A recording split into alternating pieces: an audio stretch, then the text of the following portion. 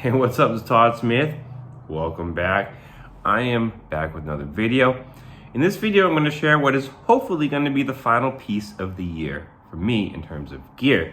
As long as everything works out and it does the job that I want semi-decently, it'll be it. If not, then I'll find something else to fill the position. MK2-404, rolling. Why did I buy this over the new hotness? The TKO 1-2 punch from Teenage Engineering? That's a good question. It's all the hype right now. Everyone's saying, damn, that thing's spicy. And while I do think it was nice, I do feel it's a little overhyped right now. It's in like kind of its overhyped phase. And I think even though it'll be loved because it's based off a small sample everyone loves, I do think the amount of love it gets is going to be toned down a little bit. But ultimately, this just offers me more for just a little bit more price tag. I get a lot more guts. I get a lot more sample time. I get a lot more saving capabilities for building sets. It has the same amount of being able to send MIDI out in the same amount of length, 99 measures, if I'm correct. And so it just, and the build design on Engineering scared me before even the knobs, the sliders stopped working and they started coming off. I've already heard of some of the buttons flying off. Supposedly the buttons go back on easier and don't cause a problem. No one's experienced the buttons stop working. They just kind of fly off and they have to put them back on. This may be more boring.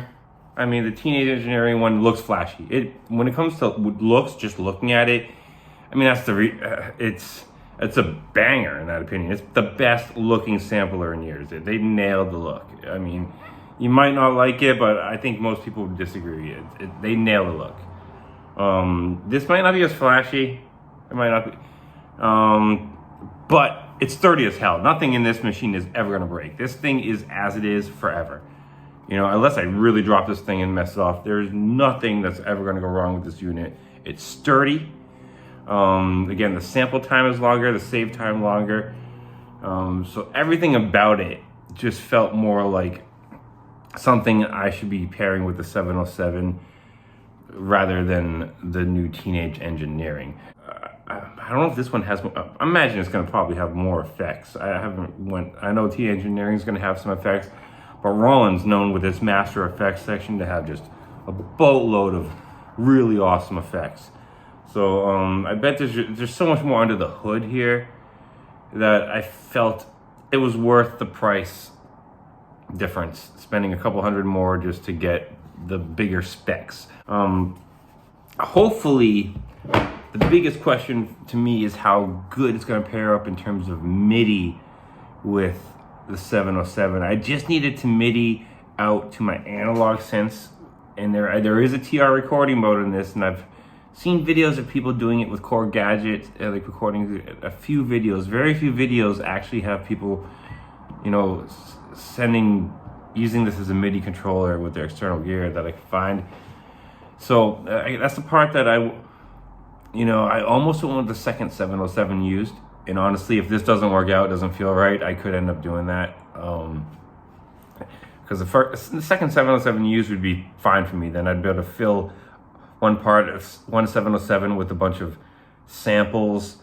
And the way I work with one 707 is becoming hard. I really like to divide my drums up into like 3 tracks. I like to have a individual kick, individual snare, and individual hi-hat. I really like to split them up the more and more I do it. When I started doing it, I had it all in one track, but now I want at least 2 for a separated hi-hat. I like to separate my drums a bit. It creates a lot better drums, definitely.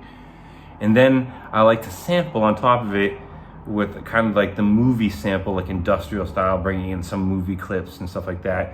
And with the 707, that is such a waste of a track. Like such a waste of a track. So with this, obviously, I'm gonna have tons of tracks. I can just bring in those movie samples.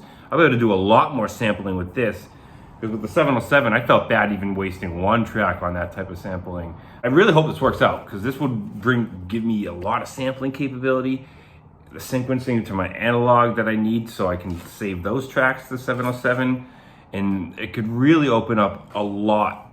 And I guess technically this could add some drums too. This was doing everything, the sampling, the sequencing, the sounds, all within 8 tracks. So it really limited me. So yeah, hoping this bad boy is gonna open that up. Super excited, guys. That is what it's gonna do to my music. The kind of the reasoning to buy it over the brand new hotness, which is the Teenage Engineering sampler, which I like. It looks super cool.